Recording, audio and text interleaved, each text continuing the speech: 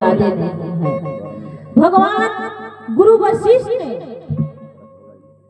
यही उनको आदेश दिए कि हे राजा, जब हाथ को उनको देखे तो कौन कह रहा है कि आपका पुत्र नहीं होगा? आपके हस्त रेखाएं बता रही है कि एक पुत्र के लिए प्रार्थना करें, लेकिन आपका चार चार पुत्र होगा। इसके लिए कौन सी उपाय? बोले गुरुजी, राजा बोले कि गुरुजी कौन से उपाय करेंगे कि जो हमारा पुत्र प्राप्ति होगा? धन कितना भी भैया कमा लेंगे, घर में कोई खाने वाला नहीं रहेगा तो वो धन किसी काम का नहीं रहेगा। गुरुजी ने उपाय बताए कि राजा पुत्र वष्टि यज्ञ कराना पड़ेगा, पुत्र वष्टि यज्ञ कराना पड़ेगा। पुत्र वष्टि जब यज्ञ, राजा बोले कि ठीक है प्रभु, जैसा आपका आज्ञा हो वैसा हम काम करेंगे।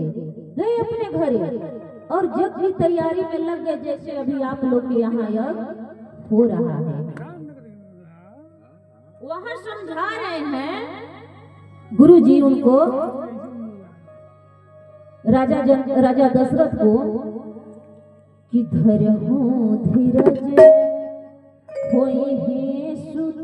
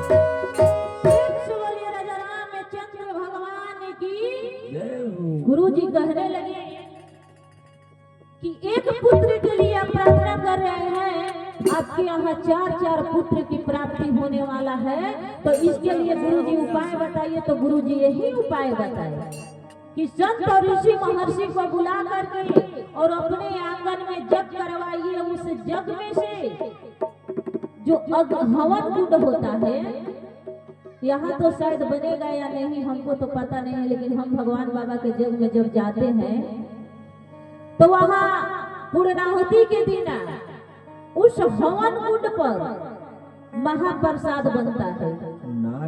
हवन कुंड पर केवल दूध और चावल डाल करके हल्का सा चीनी उसी हवन कुंड पर आचार्य जी रख देते हैं और उस प्रसाद को बनाते हैं। वो प्रसाद को हाविस बोला गया है, जो खीर का प्रसाद है। तो जब यज्ञ की तैयारी हुआ, हवन कुंड पर हवन अग्नि देव हवन कुंड में से हाविस को लेके और प्रकट हुए वही खीर को, और खीर अपने हाथ से राजा दशरथ को दिए और वही राजा दशरथ ले जाके अपना तीनों रानियां के वही खीर प्रसाद दिए। जैसे कि प्रथम कौशल्या खा गई और दूसरी सुमित्रा और केकई आधे आधे बांट कर खाई। जैसे कि रखा हुआ था खीर उन लोग को, कुछ हवा के झोंका आया, एक कौवा चिलूड़ करके वो कटोरी को लेकर के पार हो गया। अंजनी माता पर्वत पहाड़ पर बैठी तपस्या कर रही थी और जैसे हवा के झोंका आया, पवन के झोंका आया, तो कटोरी का खीर टेढ़ा हो गया और अंजनी माता के मुख में भी वो कुछ प्रसाद गिर गया। और प्रसाद जब गिरा तो उस समय अंजनी माता भी गर्भ धारण हो गई। और इधर प्रसाद जब तीनों रानियां खाई तो तीनों रानियां भगवान की ऐसी दया हुई, भगवान की दृष्टि हुई, ताकि हमारा और आपका कुछ चलने वाला नहीं है, भगवान के आगा